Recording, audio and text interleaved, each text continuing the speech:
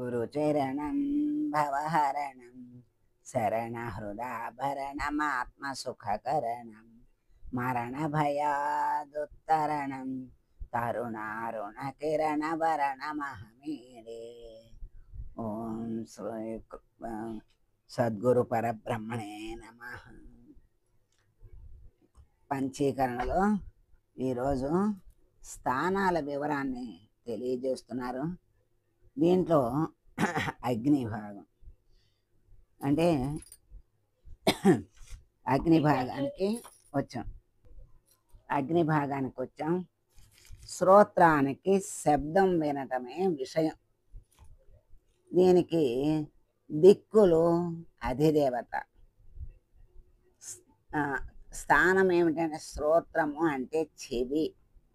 మన చెవే శ్రోత్రము అంటే ఇది తత్వం ఆకాశతత్వం గనక, ఇది అనాత్మ విషయం గనక నీవు అనే ఆత్మ కాదు అని తెలియజేశారు. త్వక్కుకి స్పర్శ విషయం. త్వక్కు అంటే మన శరీరం మీద ఉన్నటువంటి చర్మం.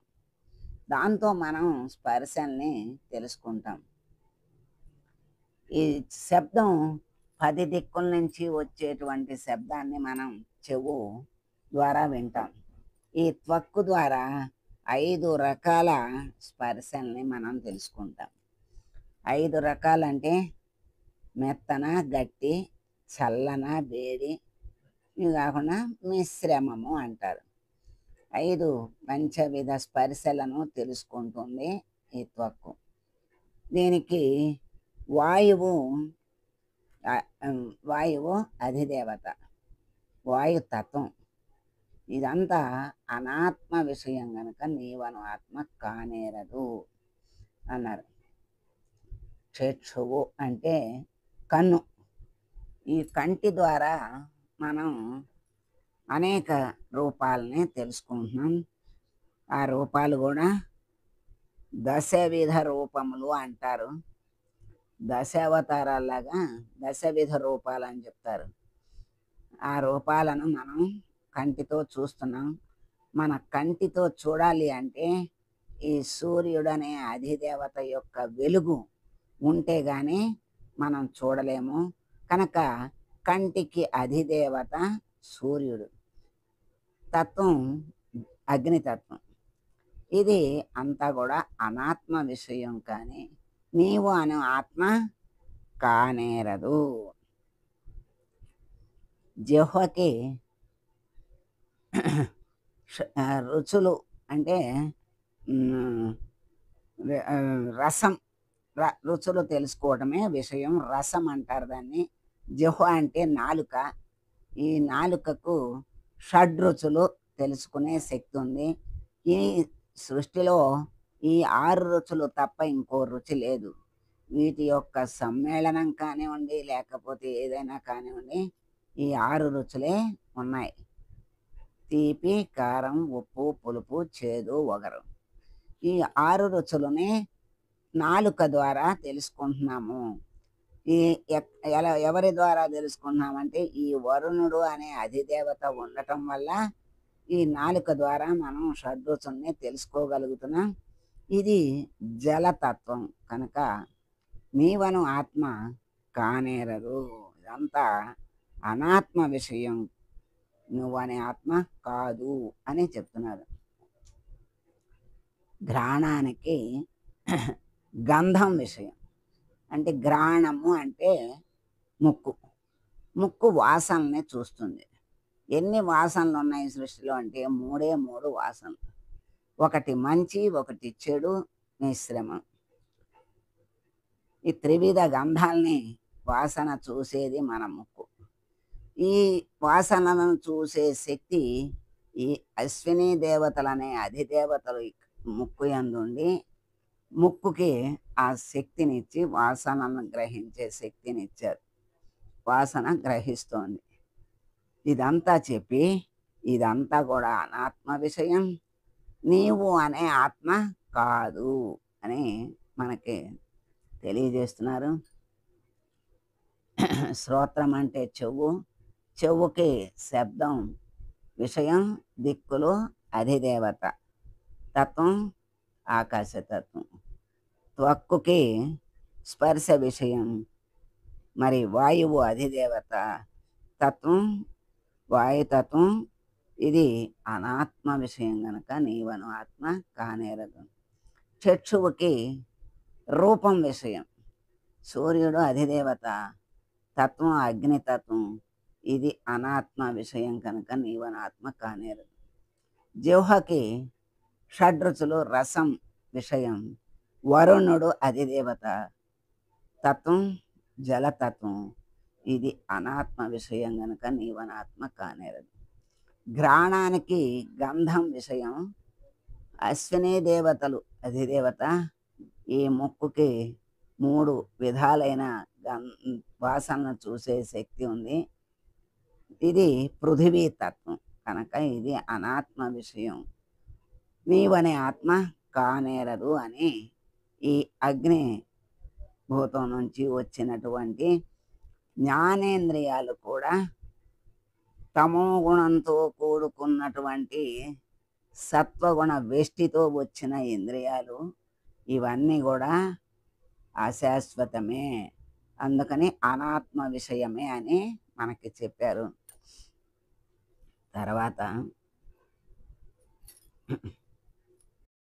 జలభూతం నుండి వచ్చినటువంటి శబ్ద స్పర్శ రూపరస గంధాలనే విషయాలకు ఎక్కడ స్థానం అంటే సర్వ సృష్టి అంత స్థానం ఉంది కనుక వీటికి వేరే స్థానాలు చెప్పలేదు.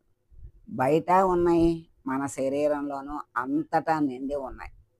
ఈ పంచభూతముల యొక్క కలయికే కదా ఈ శరీరం. అందుకని ఈ పంచభూతముల యొక్క విషయాలే శబ్ద స్పర్శ రూపరస గంధాలు కనుక వీటికి ప్రత్యేకించి ఇక్కడ స్థానము అని మనకి చెప్పలేదన్నమాట. అందుకని ఇప్పుడు పృథివీ విషయాన్ని, పృథివీ భూతానికి వెళ్ళి అక్కడ ఉన్నటువంటి కర్మేంద్రియాలకు స్థానాలను తెలుసుకున్నాం. కర్మేంద్రియాలకు కూడా స్థానాలు మనకి తెలుసు, అయినా ఇవి సంస్కృత పదాలు గనక తెలుగులో మనం ఒకసారి తెలుసుకుందాం. ఇక్కడ ఇచ్చింది ఏంటంటే పృథివీ యొక్క కర్మేంద్రియాల్లో మొదటిది వాక్. ఈ వాక్కుకి వచనం విషయం. వాక్కు అంటే మన మాట, ఈ నోటికి మాట్లాడటమే విషయం. దీనికి అగ్నిహోత్రుడు అధిదేవత, తత్వం ఆకాశతత్వం. ఇది అనాత్మ విషయం కనుక నీవు అనే ఆత్మ కాదు, కానేరదు ఎప్పటికీ అని చెప్పారు. అట్లాగే పాణికి దానం విషయం అంటారు. దానం అంటే ఇవ్వటం కానీ పుచ్చుకోవటం కానీ. ఒక చోట ఇచ్చి పుచ్చుకోవటం అన్నారు, ఇక్కడ దానం అన్నారు, ఏదైనా ఒకటే. ఈ పాణి అంటే చెయ్యి, చేత్తోనే మనం ఏది ఇచ్చినా పుచ్చుకున్న విషయం జరుగుతుంది. ఇంద్రుడు దానికి అధిదేవత. మరి ఇది ఆ వాయుతత్వం. ఇది అనాత్మ విషయం కనుక నీవను ఆత్మ కానేరదు. పాదానికి గమనం విషయం, అంటే ఇక్కడ గమనం అంటే వెళ్ళటం రావటం, ఏదైనా నడవటం, వెళ్ళటం రావటం అనేది విషయం. పాదం అంటే మనకు తెలుసు కదా, పాదం అంటే తెలుసు, కాళ్ళన్నా తెలుస్తాయి. మనం నడిచేది పాదాలతోనే గనక ఇక్కడ పాదం ఉన్నా తెలుస్తుంది. ఉపేంద్రుడు అధిదేవత, తత్వం అగ్నితత్వం.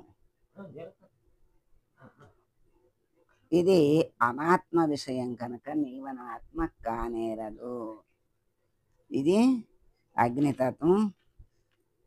పాదం, పాదానికి ఉపేంద్రుడు అధిదేవత, గమనం విషయం, అగ్నితత్వం. ఇది అనాత్మ విషయం కనుక నీవనే ఆత్మ కానేరదు.